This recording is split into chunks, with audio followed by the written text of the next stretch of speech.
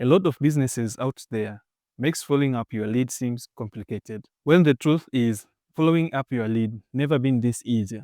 It's actually pretty simple if you know what you're doing. In this video, I'm gonna show you the proper techniques/methods to follow up that has high impact on your campaign, sales, or boost your show up rate on a meeting, call, or event. So I learned this lesson about following up the hard way very early back when I was working as a sales rep for a medical company. I remember to this day like it was yesterday or today. I was sitting at home staring at my PC. My headphone covers both my ears. The phone ringing. I am waiting for the lead to pick a call. While I am reading some information about this lead on my CRM, then I opened call history. Oh God, I can't believe what I see. This guy is a new lead just opted in today, and we have already called him 10 times. 10 times. Just imagine 10 times. And this is the 11th time. Then picked the call, and his first word was, "Hey, are you scammers?" Not knowing what to do, he then continued, "I'm not interested anymore." Then hang up the call. Can you picture just like that? We lost a customer. We follow up on leads to remind them about our product or service and show them how it can help them solve their problems or makes their life better. This increases sales, which may lead to a growth of your business, as this is the primary task of a business, to make a sale. If you're not following up on your lead or you don't have time to follow up, you are wasting a lot of sales that could help you grow your business. And it's probably the reason you're stuck where you are. You can't grow. This is the best way to stay in touch and top of their mind.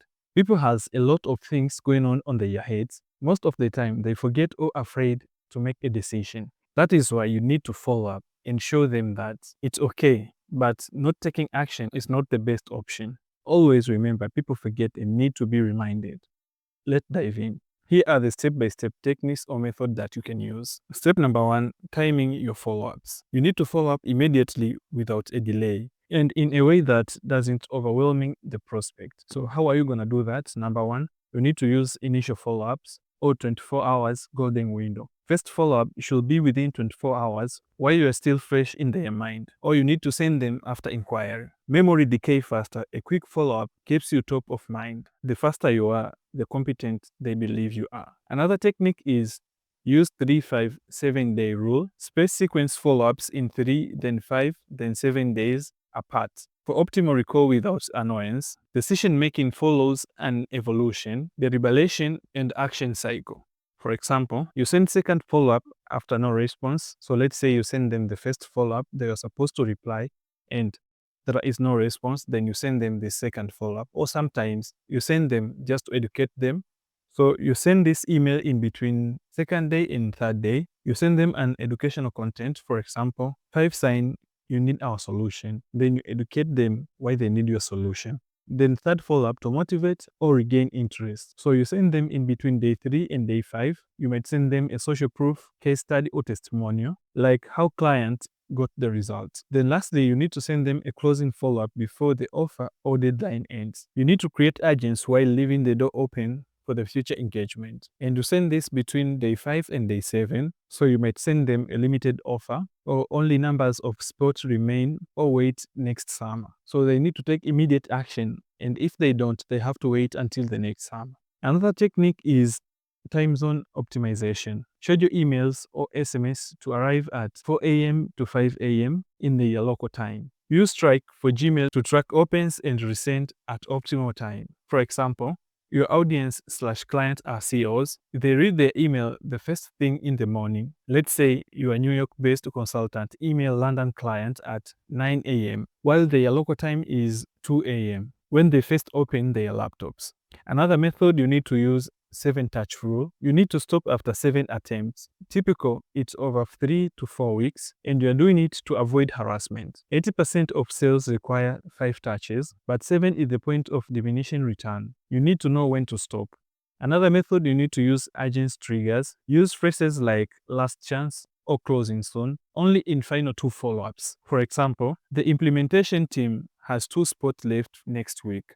Want me to hold one for you? You need to avoid fake countdown timers that reset daily. Step number 2, you need to use empathy and personalization. Tailor your follow-ups to address prospect-specific needs and concerns. You can use techniques like number 1, I noticed technique. You need to refer to specific details they gave you. Like, I noticed you downloaded our X guide. Shows genuine attention, not generic messaging. For example, I noticed you spend time on our pricing page. Want a breakdown of how client X saved 30%. Another technique you can use is referencing their pain points. You mentioned you're struggling with Y. Here is how we solve that. So whatever they mention that they are struggling with, then you tell them how you solve that problem. Let's use a consulting example. You mentioned you're struggling with employee retention during our call. Here is exactly how we helped similar company reduce turnover by 40%. You need to use exact phrases that they use on discovery calls. Another technique is you need to mirror their language. If they say super stressful, echo that phrases back. People trust what's familiar. For example, if a lead say, I swamped, respond with, I get how swamped you are. That is why we built this 5-minute solution. And another technique that you can use is you need to acknowledge, validate, and solve. You need to show them you understand their problems by acknowledge them. Then you need to validate their pain, like client X feel the same way. And lastly, you need to show them your solution or how to solve it. This 3 steps formula build trust. For example, I understand you are worried about overpaying. Many first-time buyers feel this way. That is why we guarantee to beat any comparable offer by 2%, or we'll pay the difference. So you acknowledge that you understand they are afraid to overpay, but you show them also other first-time buyers feel the same way and how you are going to solve it. Another technique, you need to avoid using fake personalization. Never use dear first name as your only personalization. Here is the example of bad personalization. Dear first name, check out our product. So what is the good one look like? Hi name, your recent post about then a topic resonated, especially the part about, then you specify some details that catches your attention. Oh, hi name, I remember you mentioned you are struggling with their specific problem. Our program has helped others like you achieve their desired results. Let's chat about how we can help you too. You need to reference initial conversation or inquiry to make follow-up feel personalized. Step number 3, you need to use proven follow-up script. You can use PAS formula, problem agitate solution, like wasting 10 hours per week on invoicing. You call them out with their problem. That is 500 hours a year lost. So you agitate, then you give them your solution. Our tool automates it in a minute. This structure creates urgency naturally. Let's use a SaaS example. Problem, frustrated by missed call from leads. Then agitate, what convinced them to take a decision. Each missed call costs $225 in lost revenue. Then you give them the solution. Our AI voicemail captures 89% of missed call opportunities. Another structure you can use is build a curiosity gap. Most industry pros miss this one trick. Want me to share? It opens the conversation without being sales. Here is the B2B service example. 83% of industry, let's say insurance, 80% of insurance firms miss this tax deduction. Want me to show you how to claim it? This psychology hack, the Zeigarnik effect, makes people crave closure. Another technique is you need to use multi-touch sequence or rhythm, meaning you're following up them on different platforms. Alternative value with soft ask. Here is the example of sequence for course sales. First, you email them 3 free lesson samples, then you follow up through SMS. Your samples are expiring in 24 hours. Then you go back to another channel, LinkedIn. So you open the samples, any question. Then lastly, you close them through the call. Let's discuss which module would help most. Another technique that you can use is subject line hack. Use their name first, then quick question. It increased open rate more than 40%. Emails with the recipient's name in the subject have 30 to 40% higher open rates. So here is the variation. Quick question about their company or their problem or whatever they are going through. Another technique is CTA placement. Put main ask in PS, the second most read part after subject line. For example, PS, I have attached that case study you asked about. The ROI numbers on page 3 will surprise you. Step number 4, you need to address objection in follow-ups. Number 1, 5 common objections. Price, you need to show them the return on investment. Timing, what if we pilot for 2 weeks? Trust, here are 3 clients' references. You need to have pre-written rebuttals ready. So let's use a consulting example. At $5,000, this pays for itself if it saves you just 3 hours per week. Here is the math. Then you need to show them a calculation. Another technique is preemptive objections. Some clients worry about X. Here is why it is not an issue. So, using a web design example, some clients worry about project timeline.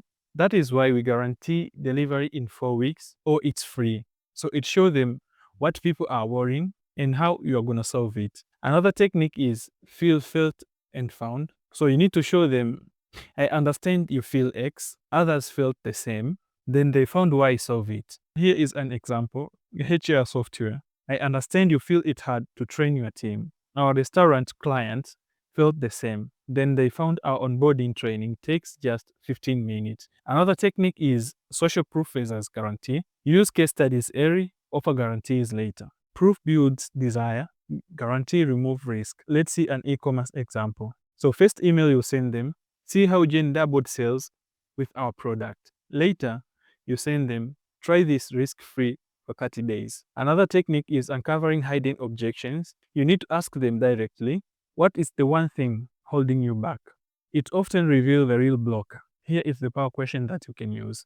If budget weren't a factor, would this be the right solution for you? Reveals if the price is the real objections. Step number 5, you need to automate follow-up for consistency. Number 1, behavior trigger. If they open email 3 times but don't reply, send them different template. Tools like ActiveCampaign automate this.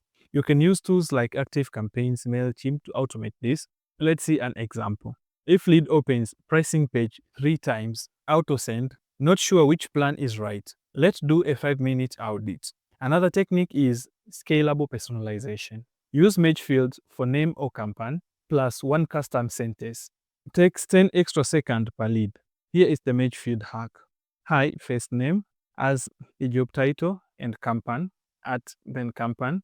You will love how we help similar campaign to achieve the results. Another technique is legal compliance. Include and subscribe links and HANA opt-outs immediately. GDPR, General Data Protection Regulation, or CAN-SPAM requirements are non-negotiable. Here are the GDPR checklist: unsubscribe link, physical mailing address, clear why you are receiving this. Another technique is testing sequence. A/B test subject line and time sent monthly. Even small tweak can boost replies 20 to 30%. So subject line test, you requested resource. And B, the secret then industry doesn't want you to know. You need to measure opens, click, and conversions. So what things you need to avoid when creating follow-up structure? Number 1, no clear goal for each touch point. Sending generic check-in message without purpose. For example, just following up, no value, no CTA. You need to assign goals. For example, email 1 is to educate them. Email 2, overcoming objections. You need to have clear goal of sending that follow-up. Number 2, ignoring channel preferences. Only emailing. When your audience engaged on Instagram DMs, you need to look at the channel that your audiences are active and can reply faster. For example, millennial leads ignore email but reply to SMS. You need to ask them early, what's the best way to reach out to you? Number 3, one-size-fits-all sequence. Using same sequence for cold leads and past customers. For example, sending a new customer discount to someone who bought last week. You need to segment your list, like cold versus warm. Number 4 is over-automating without personalization. Sending robotic template-only follow-ups. For example, dear first name, I am reaching out about, then you mention your product. You need to add one personalization line, like love your post about, then speak about the topic. Number 5 is no clear exit plan. Follow up indefinitely without closure. For example, 15 plus emails with no breakup message. You need to end with, if I don't hear back, I'll assume this isn't a fit, best of luck. And these are the things that you need to avoid after creating a follow-up structure. Number 1, not tracking responses, not noting which emails get replies or drive conversions. For example, still using subject line A when B gets 3 times more opens. Use tools like MailChimp or HubSpot to track opens or clicks. Number 2, failing to adapt to behavior. Sending email 3 when leads already reply to email 1. For example, automatically pitching after they ask for a demo. You need to post sequence after engagement. For example, if they click the link you send or they reply, you need to stop the sequence. Number 3, ignoring objections, not addressing recurring hesitations like price or timing. For example, lead keeps saying too expensive, but you don't explain the return on investment. Add an FAQ or video addressing top objections. Number 4, inconsistent timing. Sending follow-ups randomly versus strategic space. For example, emailing them 3 days in a row, then ghosting for 2 weeks. Better use 357 rule, day 3, day 8, day 15. Number 5, no human touch. Rely 100% on automation without manual intervention. For example, a hot lead gets stuck in a generic sequence. You need to flag high-value leads for personal calls or email. Having the best following up structure like this meant nothing if you don't understand your target audience, especially if you don't understand their goals and pain points. That is why I've created this video to show you how you can create the best target audience that have high return. Click the video above to watch. See you inside.